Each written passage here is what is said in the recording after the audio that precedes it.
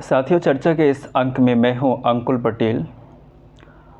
साथियों, पिछले वीडियो में मैंने आपसे चर्चा किया था कि बहराइच में जो हिंसा हुई है, जो सामुदायिक उपद्रव वहाँ पे सांप्रदायिक उपद्रव वहाँ पे मचाया गया है, उसकी इनसाइड स्टोरी क्या है। और इस स्टोरी से हम बहुत कुछ सीख सकते हैं। और ये कोई पहली बार नहीं हुआ है, इसके पहले भी कई बार ऐसी घटनाएं हुई हैं। लेकिन रामगोपाल मिश्रा की जो मर्डर किया गया, जो हत्या की गई है, आज मैं आपको उसके हत्यारों की सोच और उसके हत्यारों की हैवानियत की हदें, इन दोनों के बारे में बता रहा हूँ। क्योंकि जिस दिन से घटना घटी है, मैं इसकी पूरी जानकारी एकत्रित करने की कोशिश कर रहा था और आज मुझे पूरी जानकारियाँ प्राप्त हुई है। हमेशा की तरह जिस जगह पे हिंसा हुई है, वहाँ से दुर्गा विसर्जन की मूर्तियाँ इकट्ठी होती हैं। इस वर्ष भी हुई। वहाँ के जो स्थानीय मुस्लिम आबादी है, उसके कुछ, सभी को मैं नहीं कह रहा, कुछ उपद्रवी लोग हैं, वो हमेशा उत्पात मचाने की कोशिश करते हैं। पिछले साल भी ऐसी स्थिति बनी थी, लेकिन भारी पुलिस बल की तैनाती के बाद स्थिति को संभाल लिया गया था। जब इस वर्ष वहाँ से जुलूस आगे बढ़ रही थी, तो कुछ उपद्रवी मानसिकता के लोगों ने पहले तो म्यूजिक वो बंद करने की बात कही और नारे जो लग रहे थे उनको बंद करने की बात कही। जब लोगों ने म्यूजिक बंद नहीं किया, क्योंकि म्यूजिक में भजन बज रहे थे, हो सकता है उनको पसंद नहीं आया होगा, क्योंकि जिहादी मानसिकता के लोग हमें, हमारी उत्सव को, हमारी परंपराओं को नहीं सहन कर पाती। तो म्यूजिक बंद करने से जब मना किया गया, तो ऊपर से पत्थरबाज गैंग एक्टिव हो गया, क्योंकि इनकी पहले से ही प्लानिंग थी। पहले से ही पत्थर और सीसी बोतल इकट्ठे करके छत पे रखे गए थे मस्जिद के, और वहाँ से पत्थरबाजी कर दिया। जब पत्थरबाजी की घटना घटी, तो एक पत्थर आके माता के हाथ पे लगा। जब हाथ पे लगा तो मूर्ति खंडित हो गई। इससे क्या थे, जो भक्तजन थे, जो उसके आयोजक थे, उनको स्वाभाविक है, किसी का यदि उस जगह मैं भी होता और मेरे सामने कोई मेरे आराध्य और मेरी पूजा के स्थल पर इस तरह का, या देवी देवताओं पर कोई ऐसा उपक्रम करेगा, कोई ऐसा अनर्गल हरकतें करेगा, तो मैं भी सहन नहीं कर पाऊँगा। वही स्थिति वहाँ पर भी हुई और स्वाभाविक था। इस घटना की चिंता पूरे मीडिया में कोई नहीं करता है। वो सिर्फ इस बात को दिखाते हैं कि युवक घर के ऊपर चढ़ा, वहाँ पे हरे पट्टी का झंडा लगा था, उसको निकाला और इसके बाद ये कहानी बनी। कहानी यहाँ से नहीं बनी है, कहानी बनी है पत्थरबाजी होने से। जब गाने बजना नहीं रुका, तो मुस्लिम लोगों ने वहाँ पे पत्थरबाजी कर दी अचानक, और उस पत्थरबाजी से कई लोग चोटिल भी हुए। इसके बाद जब यह युवक को, जब ये सहन नहीं हुआ, तो उसने उस झंडे को देखा और उसका मकसद सिर्फ उस झंडे को उतार करके अपना भगवा, जो कि हमारी पहचान है, उसको लगाना था, और उसको उसने लगाया बखूबी। यदि किसी को इस बात से आपत्ति थी, तो उसे आप पकड़ लेते, उसे आप पुलिस के हवाले कर देते। ये सही तरीका था।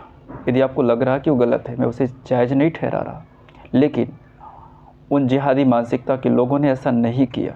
उसको वहाँ से उतरते वक्त गोलियाँ मारी। जब गोलियाँ मारी, 4 गोलियाँ उसके सीने पे लगी, एक गले पे लगा, तो वहाँ से गिर गया। इसके बाद उसे अंदर खींच के ले गए। जब अंदर खींच के ले गए, तो उसके पैर के नाखून को प्लास से, पेचकस से खींचा। क्या आप जान सकते हैं?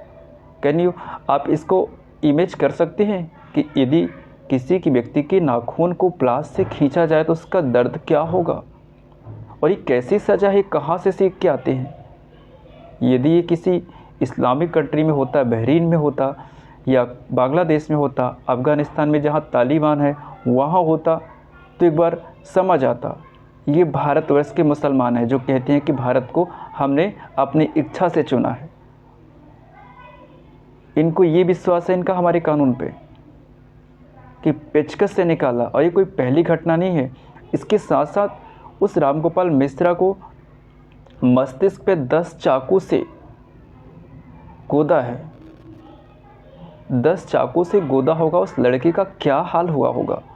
22 साल का था वो।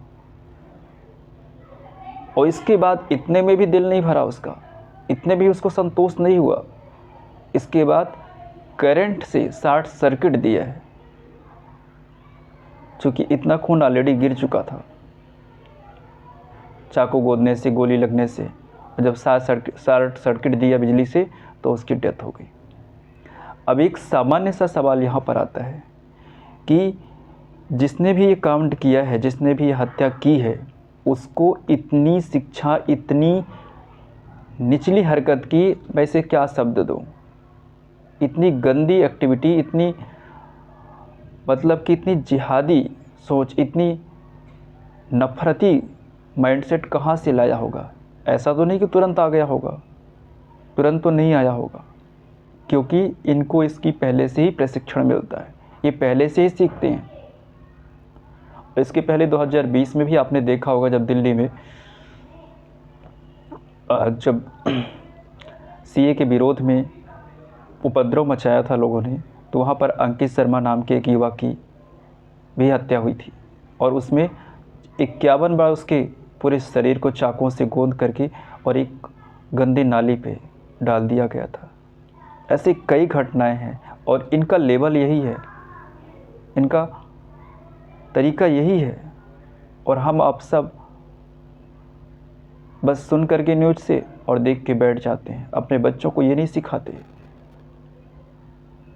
कि हमें अपने धर्म की, अपने शरीर की और अपने लोगों की सुरक्षा के लिए हमें हमेशा तत्पर होना होगा, तभी हम अपनी जान को बचा पाएंगे। नहीं, वो दिन दूर नहीं जो बांग्लादेश में अभी घटना घटी, जो अफ़गानिस्तान में घटी, कि वहाँ से सारे लोग अपने अपने बोरे बिस्तर लेकर के चलने पे मजबूर हो जाते हैं।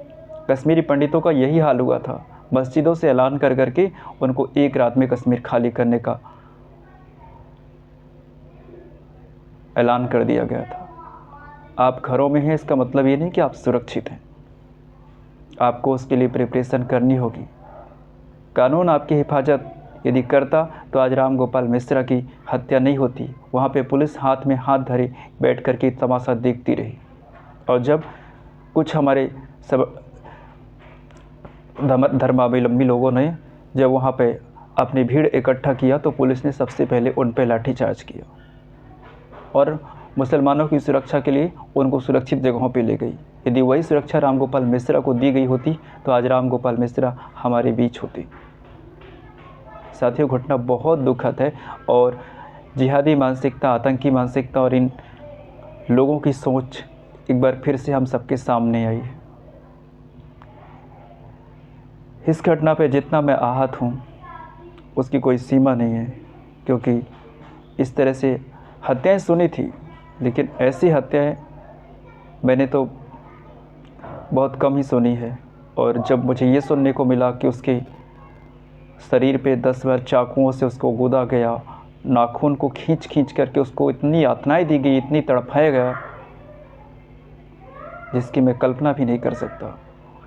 और दूसरा दुखद विषय यह उससे भी ज़्यादा है कि कुछ हमारे अपने लोग ही सोशल मीडिया पे इस घटना को जायज़ ठहरा रहे हैं। उस मुसलमान युवक को उनको जायज़ ठहरा रहे हैं कि झंडे के कारण ये उपद्रव मचा है। ये झंडे की वजह से उपद्रव नहीं मचा है, ये पथराव की वजह से मचा है, जिसको लोग भूल रहे हैं।